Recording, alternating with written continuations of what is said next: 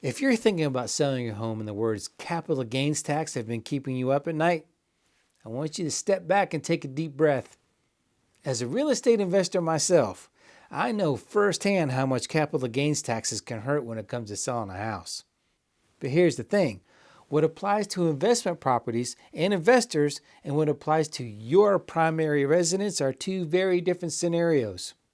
And the reality is, the vast majority of homeowners who sell their primary residence don't owe a single dime when it comes to capital gains tax.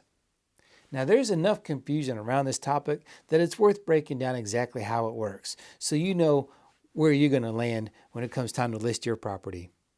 By the end of this video, you'll know exactly where you stand, and most sellers I talk to are either way more worried than they need to be or not worried enough. And stick around because toward the end, I'm going to share something that most sellers never even think to ask before they list. And it has nothing to do with taxes, but it can hit your wallet just as hard. All right, first let's clear something up. Capital gains tax is not a tax on what your home sells for. It's a tax on the profit you make from the sale. So if you bought your home for $300,000 and you sell for $400,000, your gain is $100, not $400. That's an important distinction that a lot of people miss. And something else most sellers don't know, home improvements you've made over the years can actually increase what's called your cost basis, or what you have invested in the home, which reduces your taxable gain.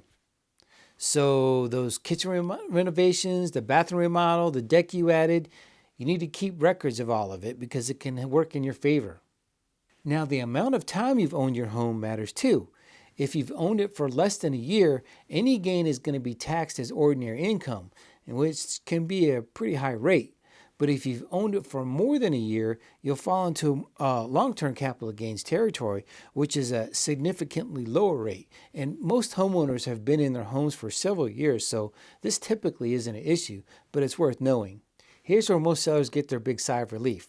If this is your primary residence, the IRS gives you a significant exclusion. Single filers can exclude up to $250,000 of profit from capital gains tax, while married couples can file jointly and exclude up to $500,000. But to qualify, you need to check two boxes. First, you need to have owned the home for at least 2 of the last 5 years. Second, you need to have lived in it as your primary residence for at least 2 of the last 5 years. Both boxes have to be checked, but if you do check them, and most primary homeowners do, a huge portion of your gain, or all of it, is completely tax-free. Now here's an important one. That exclusion is only for your primary residence. If you're selling a rental property, a vacation home, or some other kind of investment property, that's a completely different conversation and the rules are very different. You're going to need to talk to a CPA to find out how much Uncle Sam's going to be digging around in your pockets. Now look, I'm a real estate agent and an investor, not a CPA. Every seller's situation is different, and there are scenarios where capital gains tax absolutely does apply. If you've had significant appreciation, if you haven't met the 2-year requirements, if you've used the home as a rental at some point, you're going to need to sit down with a tax professional before you sell. This video gives you the basic framework, but your CPA gives you the answer for your specific situation. But here's what sellers never think to ask the realtor before they list, and it's not about taxes at all.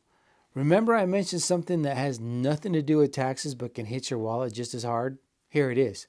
Capital gains tax is just one of the financial considerations you need to think through before you put your home on the market.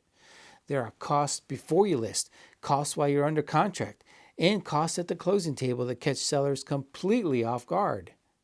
And just like the tax situation, most of them are manageable as long as you know about them in advance.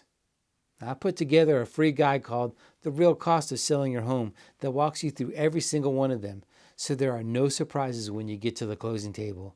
Just click the link in the description for your free copy. I'm Ken Mandich. See you next time.